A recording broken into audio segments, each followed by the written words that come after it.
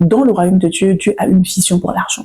Parfois, Dieu va peut-être que tu es une personne qui a un battement de cœur pour les orphelins et que Dieu t'appelle par exemple à construire des orphelinats, à accomplir une certaine destinée, des bonnes œuvres qu'il a préparées pour toi. Et tu as besoin de finances. Et Dieu va t'inspirer une idée, une entreprise qui va être une source justement d'approvisionnement pour faire affluer les richesses du ciel, pour t'aider à accomplir en fait cette vision-là.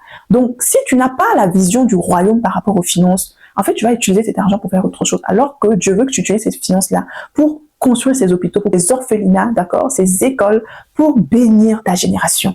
Amen. Donc, c'est important d'avoir cette vision. L'argent que Dieu nous donne, quand Dieu veut que nous puissions vivre dans la prospérité, dans l'abondance, ce n'est pas pour nous-mêmes.